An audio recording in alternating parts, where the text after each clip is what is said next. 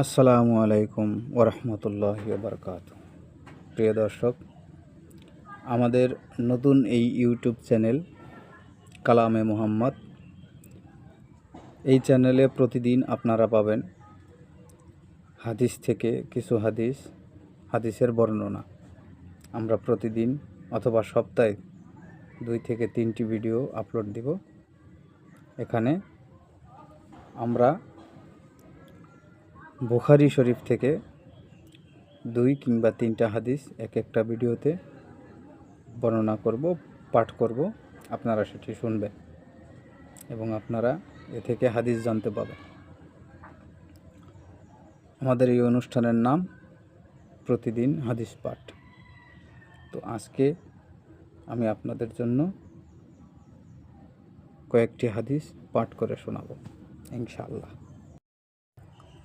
হাদিস বুখারী প্রথম খণ্ড, প্রথম অধ্যায়, ওহীর সূচনা। আল্লাহ তাআলা বলেন, আমি যেরূপ নূহ ও তার পরবর্তী নবীদের উপর ওহী পাঠিয়েছিলাম, তদ্রূপ আপনার উপরেও পাঠিয়েছি। হাদিস নাম্বার 1। হযরত আলকামা ইবনে ওয়াক্কাস লাইসি রহমাতুল্লাহি আলাইহি বলেন, আমি শুনেছি ওমর ইবনে খাত্তাব রাদিয়াল্লাহু তাআলা আনহু মসজিদের মিম্বারে উঠে বলেছিলেন, আমি রাসূল সাল্লাল্লাহু আলাইহি ওয়াসাল্লামকে বলতে শুনেছি, সকল কাজই নিয়ত অনুযায়ী হয়, আর প্রত্যেক ব্যক্তি যা নিয়ত করে তাই পেয়ে থাকে। কাজেই যার হিজরত দুনিয়া লাভ বা কোনো মহিলাকে বিবাহ করার উদ্দেশ্যে হয়, তার হিজরত তদুদ্দেশ্যেই হয়েছে। হাদিস নম্বর 2।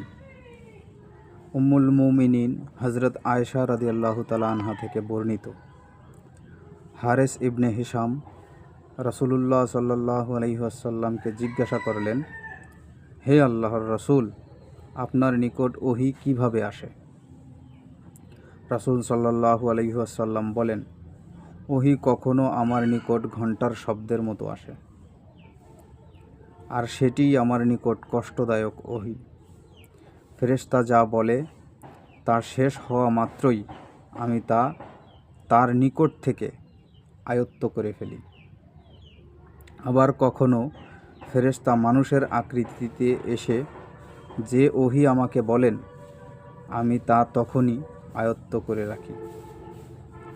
হযরত আয়েশা রাদিয়াল্লাহু তাআলা আনহা বলেন, আমি দারুণ শীতের দিনেও রাসূল সাল্লাল্লাহু আলাইহি ওয়াসাল্লামের উপর ওহী আগমনের পর তার ললাট থেকে ঘাম ঝরতে দেখেছি।